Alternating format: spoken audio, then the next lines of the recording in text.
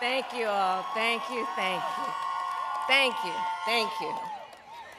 So let me say, and I love you back, and I love you back. So let me say, my heart is full today. My heart is full today, full of gratitude for the trust you have placed in me, full of love for our country, and full of resolve. The outcome of this election is not what we wanted, not what we fought for, not what we voted for, but hear me when I say, the light of America's promise will always burn bright. As long as we never give up, and as long as we keep fighting.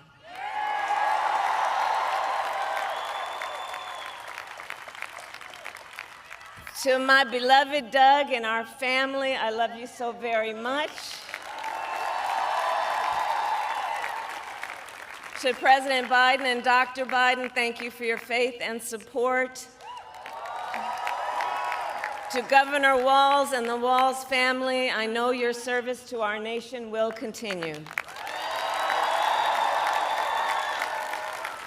And to my extraordinary team, to the volunteers who gave so much of themselves,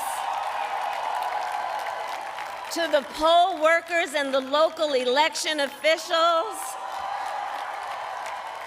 I thank you all. Look, I am so proud of the race we ran, and the way we ran it,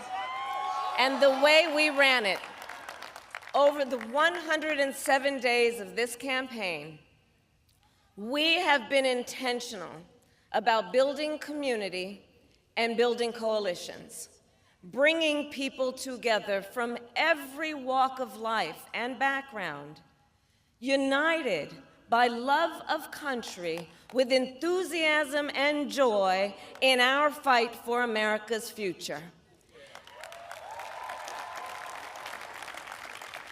And we did it with the knowledge that we all have so much more in common than what separates us. Now, I know folks are feeling and experiencing a range of emotions right now. I get it. But we must accept the results of this election. Earlier today, I spoke with President-elect Trump and congratulated him on his victory. I also told him that we will help him and his team with their transition, and that we will engage in a peaceful transfer of power.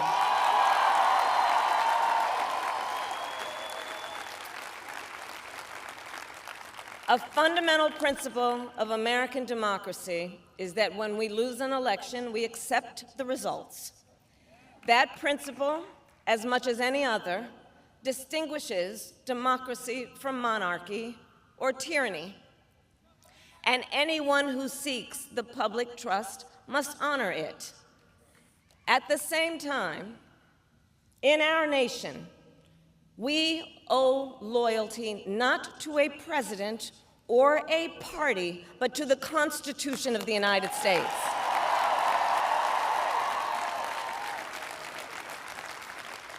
And loyalty to our conscience and to our God. My allegiance to all three is why I am here to say, while I concede this election, I do not concede the fight that fueled this campaign.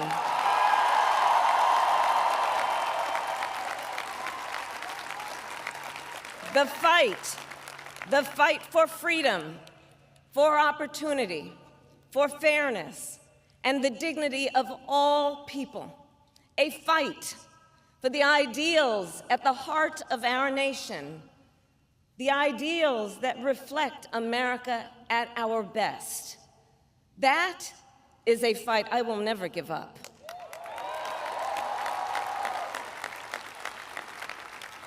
I will never give up the fight for a future where Americans can pursue their dreams, ambitions, and aspirations, where the women of America have the freedom to make decisions about their own body and not have their government telling them what to do.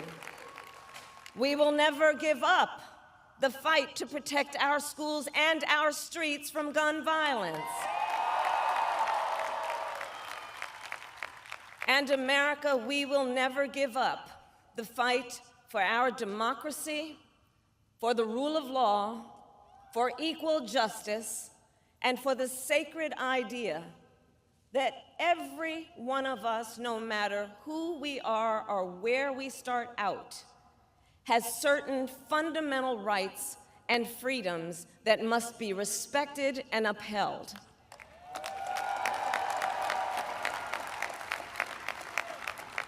And we will continue to wage this fight in the voting booth, in the courts, and in the public square. And we will also wage it in quieter ways, in how we live our lives, by treating one another with kindness and respect, by looking in the face of a stranger and seeing a neighbor, by always using our strength to lift people up, to fight for the dignity that all people deserve. The fight for our freedom will take hard work, but like I always say, we like hard work. Hard work is good work. Hard work can be joyful work. And the fight for our country is always worth it. It is always worth it.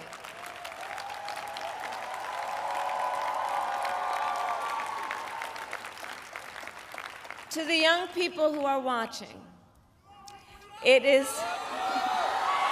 I love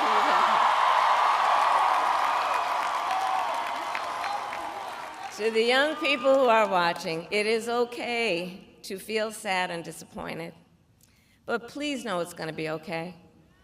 On the campaign, I would often say, when we fight, we win. But here's the thing. Sometimes the fight takes a while. That doesn't mean we won't win. That doesn't mean we won't win. The important thing is don't ever give up.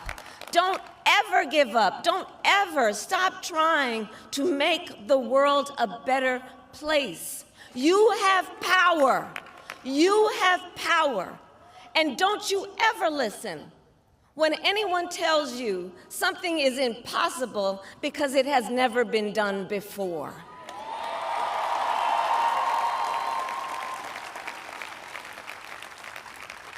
You have the capacity to do extraordinary good in the world. And so to everyone who is watching, do not despair. This is not a time to throw up our hands. This is a time to roll up our sleeves. This is a time to organize, to mobilize, and to stay engaged for the sake of freedom and justice and the future that we all know we can build together. Look, many of you know I started out as a prosecutor, and throughout my career, I saw people at some of the worst times in their lives. People who had suffered great harm and great pain, and yet found within themselves the strength and the courage and the resolve to take the stand, to take a stand, to fight for justice, to fight for themselves, to fight for others. So let their courage be our inspiration.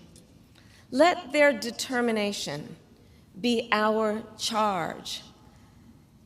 And I'll close with this. There's an adage an historian once called a law of history, true of every society across the ages. The adage is, only when it is dark enough can you see the stars. I know many people feel like we are entering a dark time, but for the benefit of us all, I hope that is not the case. But here's the thing, America, if it is, let us fill the sky with the light of a brilliant, brilliant billion of stars. The light of optimism, of faith, of truth, and service.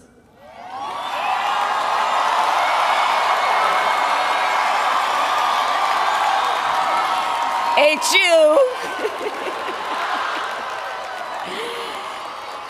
And may that work guide us, even in the face of setbacks, toward the extraordinary promise of the United States of America. I thank you all. May God bless you, and may God bless the United States of America. I thank you all.